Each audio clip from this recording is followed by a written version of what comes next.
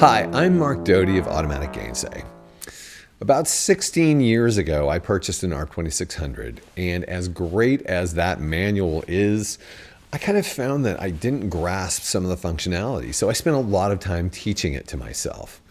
And then when YouTube came out, I was like, you know what? It would be really cool to do a demonstration series to show people how the ARP 2600 works, in case there are people like me who could use a little extra help with, the voltage processor and whatever. Anyway, so I made this series of videos, and they've been there this whole time, which has been fantastic. People are still viewing them. I think it was the first ARP 2600 demonstration on YouTube.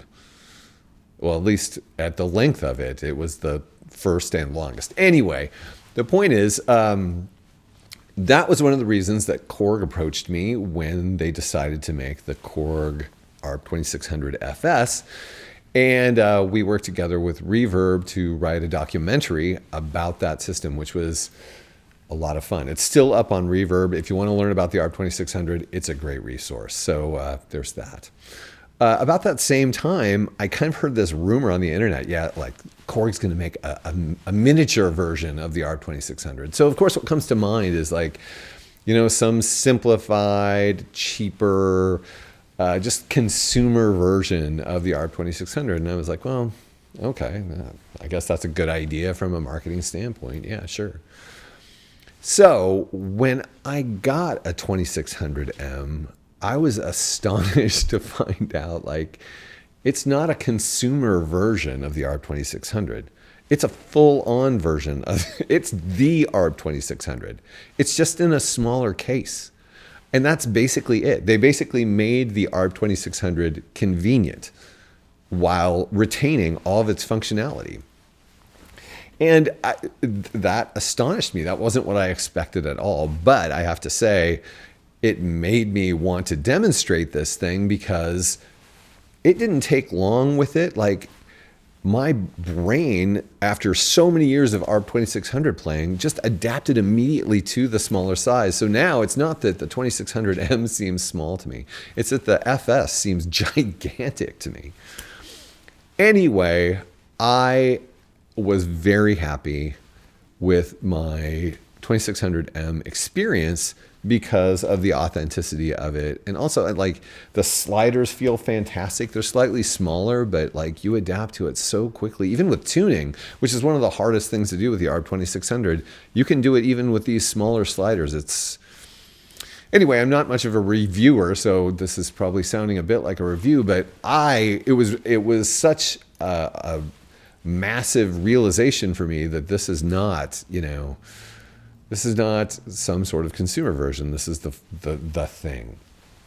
And it's really cool. The only difference really is that it doesn't come with a miniature ARP 2600 type keyboard. It comes with a Korg micro key.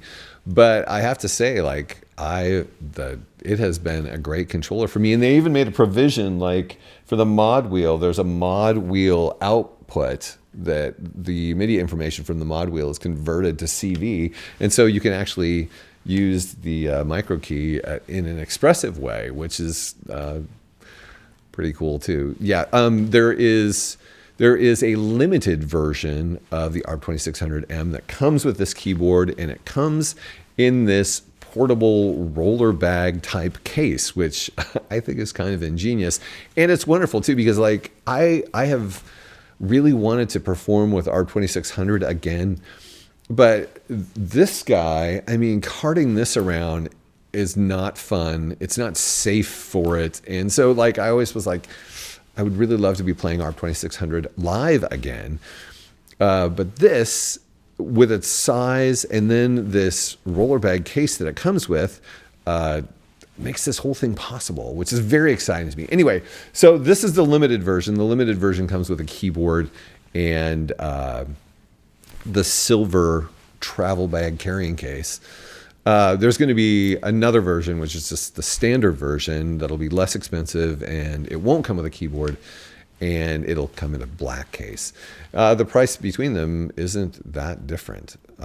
I would say I'm really enjoying the convenience of the micro keys. So if you have a chance to grab a limited one, I would suggest that, but I think they are indeed limited. So for those of us who've wanted an ARP 2600 our whole life, which I was one, they've always been astronomically expensive. Even back in the early 2000s, they were out of reach, even way more than mini Moogs or anything else.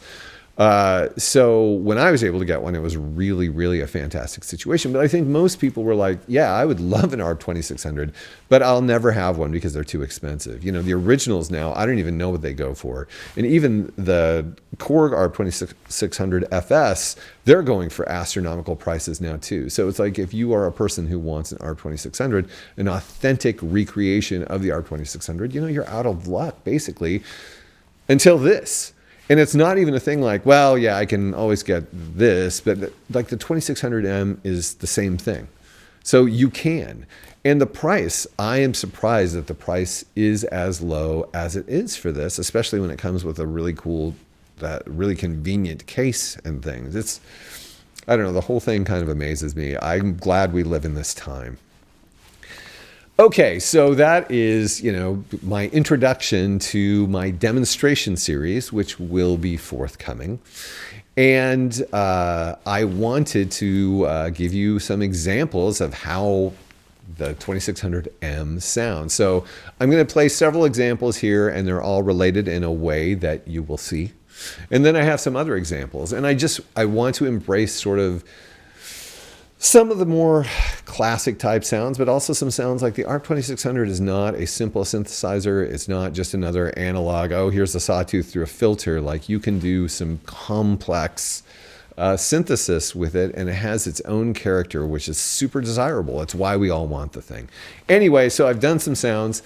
I'm going to play those for you now on the Korg ARP 2600M.